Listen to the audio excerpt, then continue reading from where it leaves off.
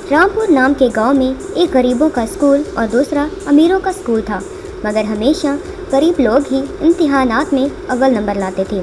जब गांव वाले उन बच्चों का जुलूस निकाला करते थे तो अमीर बच्चे और उनके माँ बाप उन्हें गुस्से से घूरते थे। एक दिन ऐसे ही अमीर बच्चों के माँ बाप एक जगह इकट्ठे हुए और उनमें से एक ने कहा, अगर हमने गरीब बच्चों को ऐसे ही छोड़ दिया तो हमारे बच्चों की इज्जत गांव में कम हो जाएगी। इसके लिए हमें कुछ ना कुछ तो करना होगा। इसके लिए एक तरीका है। पड़ोस वाले गांव में राधिका नाम की एक टीचर है। सुना है बड़ी ही डरावनी दिखती है और बहुत लालची भी है। उनका अगर यहाँ ट्रांसफर करा देंगे और उनको खूब सारा पैसे देकर बोलेंगे कि बच्चों के साथ कोई ऐसा खेल खेले और कुछ ऐसा करे कि ये गरीब बच्चे पास तक ना हो सकें, तो वो राजी हो जाएगी। सब लोग उसकी बात पर राजी हो गए और इस तरह राधिका का ट्रांसफ़र एक गरीब स्कूल में हो गया। उसे देखकर क्लास में सारे बच्चे डर गए। वो बच्चों से बोली, मेरे बारे में तुम लोगों को बिल्कुल भी पता नहीं है। आगे देखो तुम्हें पता चलेगा।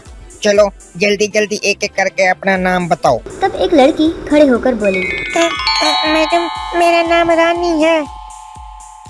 क्या रानी? इसका क्या मतलब है? तुम्हें ये नाम क्यों दिया गया है? क्या रानी? इसका क्या मतलब है? तुम्हें ये नाम क्यों दिया और जब गया वो है? लड़की सोच में पड़ गई तो राधिका ने उसे डंडे से मारना शुरू कर दिया। ऐसे घटिया घटिया नाम क्यों लगाते रहते हो और बिना मतलब नाम के घूमते रहते हो? निकलो सब यहाँ से।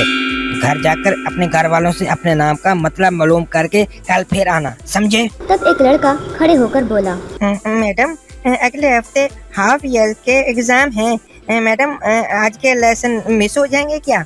ये सुनकर राधिका ने उसे भी मारना शुरू कर दिया। क्यों रे निकम्मे?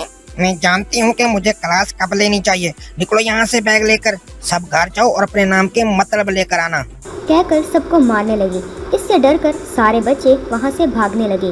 अगले दिन क्लास में राधिका, अरे लड़के, तू उठ और बता कि इंडिया का पॉपुलेशन कितना है। तब एक लड़का उठकर बोला, मैम 138 करोड़। फौरन टीचर ने उसे मारकर कहा, क्यों रे मैं बातें करते हो हवा में? मुझे सही जवाब चाहिए।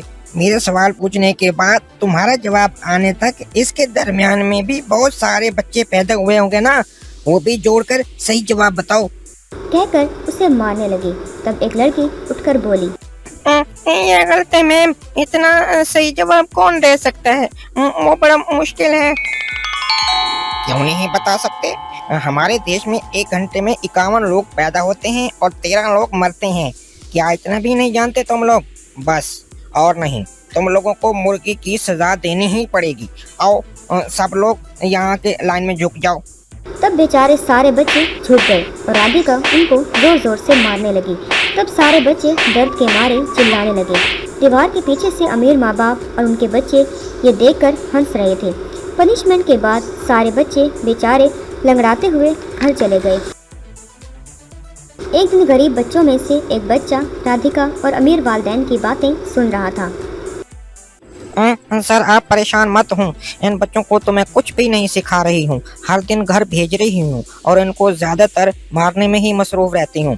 इनमें से आधे बच्चों ने तो डर के मारे स्कूल में आना ही बंद कर दिया है और बाकी आधे इनका फेल होना तो पक्का है।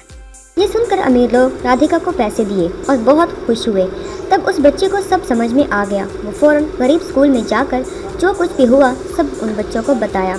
तब सारे गरीब बच्चे मिलकर जंगल में स्वामी जी के पास आए। उन्हें प्रणाम करके अपनी मुश्किल बताई। अरे कितनी मुश्किल में हो तुम लोग, फिक्र मत करो, मैं तुम्हें एक जादुई डंडा देता हूँ। ये इस टीचर को सबक सिखाएगा।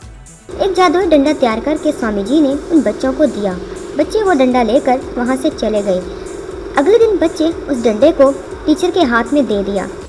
मैम आप हमें रोज मारती हैं, इससे डंडे टूट रहे हैं, इसलिए खास तौर पर आपके लिए एक डंडा ढूंढ कर लाए हैं। क्या रे, नया डंडा देकर मुझे पिघलाना चाहते हो? ये सब मैं नहीं मानती। चलो चलो लाइन में लगो और झुको और अच्छी सी मार खाकर घर जाओ। आगे से तुम लोगों के लिए कोई पढ़ाई नहीं होगी, सिर्फ मार खाओगे। हा हा हा। दूर से अमीर माँ बाप और उनके बच्चे बड़ी दिलचस्पी से वो ये सब देख रहे थे। तब टीचर गरीब बच्चों को जोर जोर से मारने लगी, मगर उन्हें बिल्कुल भी डर नहीं हो रहा था। वो सब हंसने लग गए। जोर से मारो मैडम, इतने हल्के से क्यों मार रही हो, और जोर से मारो। हाँ, क्या है रे ये, जितना भी मारो तुम लोगों को तो बिल्कुल दर्द ही नहीं हो रहा। ये सब सुनकर टीचर चौंक गई और जोर जोर से मारने लगी। फिर भी उन बच्चों को कुछ नहीं हो रहा था। तब वो लड़की उसके हाथ से डंडा लेकर, मैडम ये डंडा दरअसल हमारे लिए नहीं बल्कि तुम्हारे लिए है। बस डंडा हवा में खुद ब खुद उड़कर टीचर को जोर जोर से मारने लगा।